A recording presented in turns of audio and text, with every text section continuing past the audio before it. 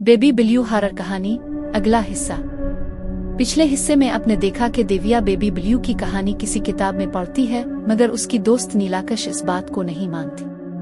हकीकत परखने के लिए वो बेबी बिल्यू को बुलाने का अमल करती है। देविया जो रूहों के वजूद पर यकीन रखती थी, बार बार इसे मना करती है, लेकिन नीलाकश हंसते हुए कहती है कि ये सब झूठ है और वो सच साबित करेगी।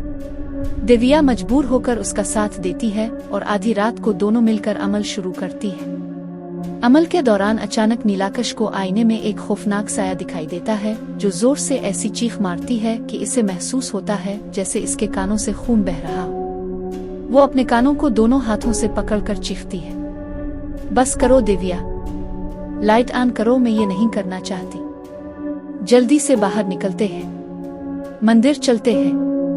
ये सब झूठ नहीं है, मैंने कुछ देखा और महसूस किया है। देविया इसे समझाने की कोशिश करती है, तुम बस वहम का शिकार हो गई हो, रिलैक्स करो, कल हम मंदिर चलेंगे, तुम्हें अच्छा लगेगा। अगली सुबह दोनों क्लास छोड़कर हनुमान मंदिर जाती हैं और पंडित जी को सब कुछ बताती है। पंडित जी परेशान होकर कहते हैं, बेटियों, इंसान को कभी अपनी हुदूद नहीं तोड़नी चाहिए।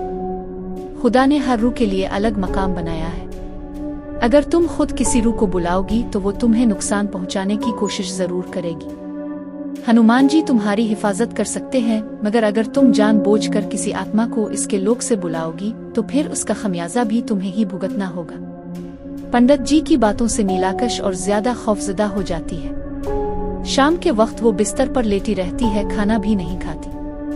देविया इसका हौसला बढ़ाती है, लेकिन रात के 9 बजते ही देविया भूख लगने पर नीलाकश को कंबल ओढ़ाकर कमरे से बाहर निकलती है और नीचे मैगी खाने चली जाती है। अब कमरे में नीलाकश अकेली थी।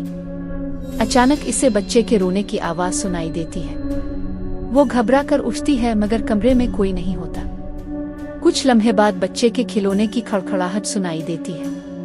खौफजदा होकर वो बिस्तर से उठती है और खिड़की से झांकती है, लेकिन नीचे कुछ भी नहीं दिखाई देता।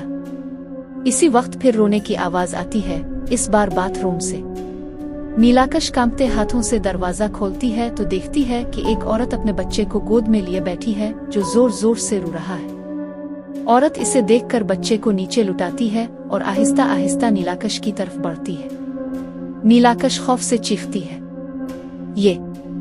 ये सच नहीं हो सकता, कोई है, देविया, बचाओ मुझे।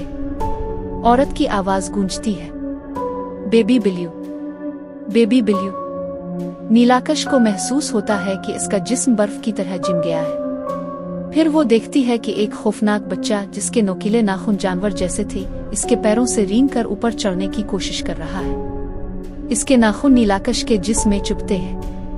अचानक बाथरूम में आईने के टूटने की जोरदार आवाज आती है और वही बाल बिखरे चेहरा वाली औरत हाथ में खून आलूद शीशा लिए इस पर हमला कर देती है। वो बार बार उसके चेहरे और गर्दन पर वार करती है और पागलों की तरह हंसती है।